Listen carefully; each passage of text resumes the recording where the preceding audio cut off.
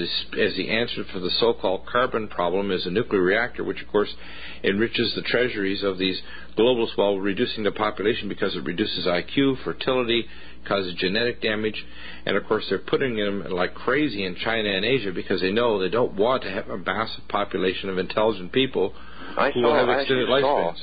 The business plan for setting up the nuclear reactors around the Toronto area, right, and the Scarborough area.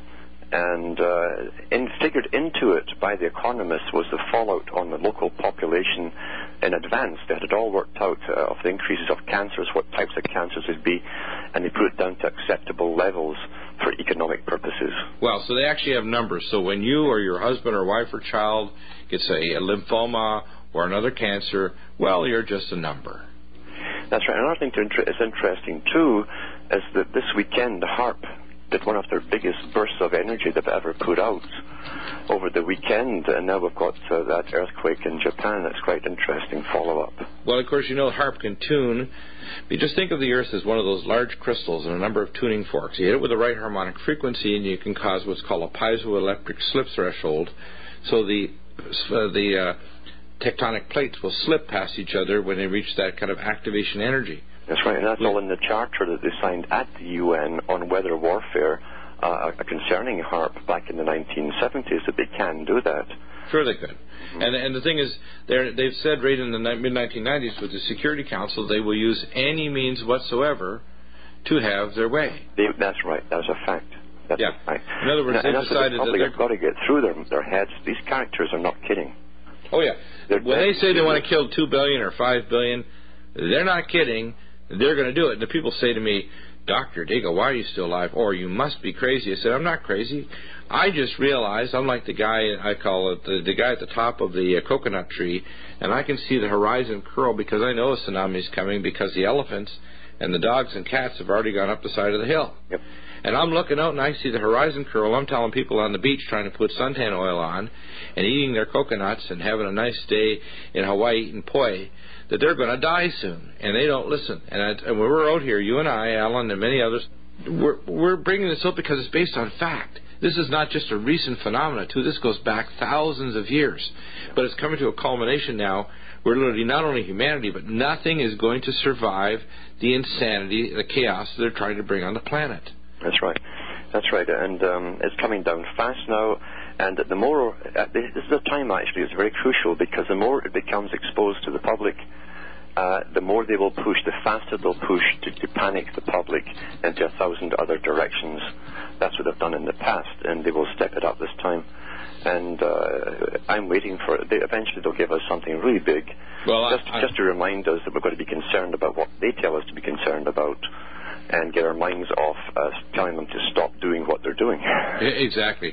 Here's the scenario, and I'm going to repeat it. The bioweapons, yes, the SARS was made by a consortium of Western Rothschild-funded corporations.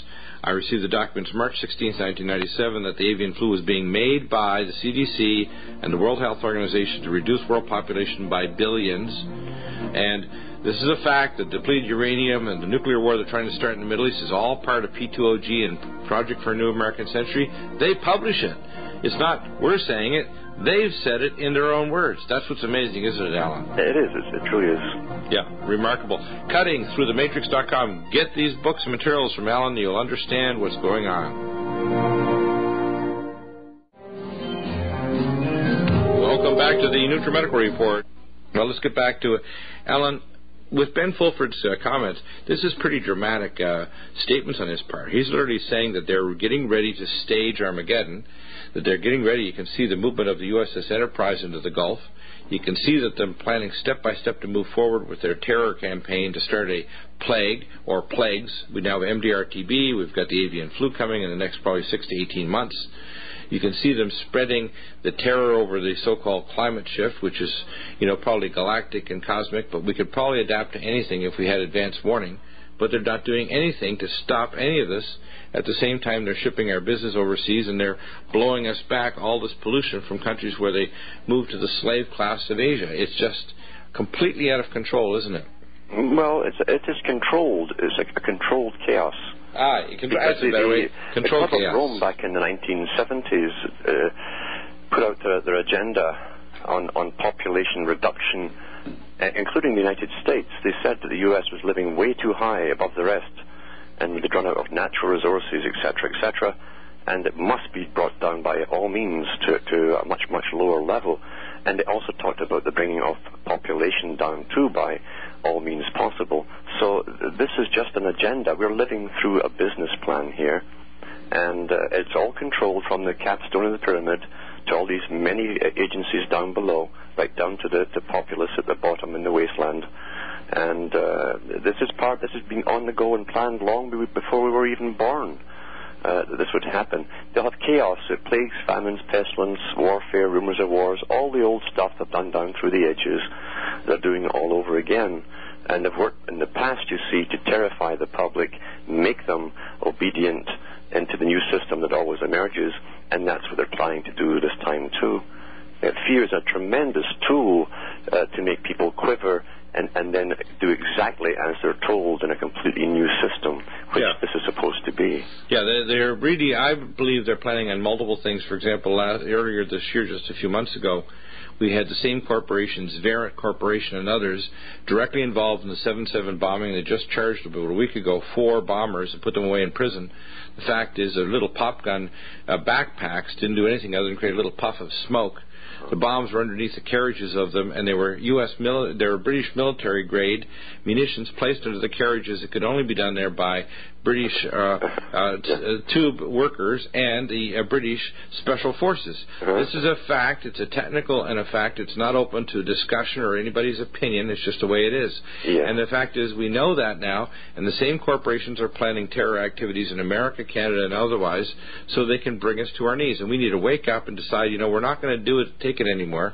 We're going to stand up to these characters, and we're going to do whatever we have to do. And I applaud comments by Ben Fulford. Even if I don't understand or believe all of the things, I know that if there's a disagreement, you people all the way up to the top of the Illuminati know you've been on the wrong side. We're your buddies. They're trying to use you, abuse you, and dispose of you. And they don't care if you're a billionaire or if you've got fancy yachts or you've got lots of whatever. They're going to yank your chain here real soon if you don't believe that we know what's coming. This is real bad, and that's why when I hear Ben Fulford's comment that the Illuminati have a mark on them right now, they're in big trouble, and we're ticked. Well, you also know, too, that the next part of the further signing into the unification of the Americas happens in August in Canada and Quebec. That's right. It's just a month away in Quebec, Canada. They're planning on the next signing, and they're saying, oh, no, we're not doing it. These are terrorists. These are the terrorists. Also, the U.S. troops have been allowed to come up for the first time. That's the first big time. Yeah, you got American troops on Canadian soil. When Canadians can't have fully automatic weapons, we've got Americans, foreign citizens, on Canadian soil, and soon Mexican, Danish, whatever, walking around, or jets doing all kinds of maneuvers on sovereign Canadian soil.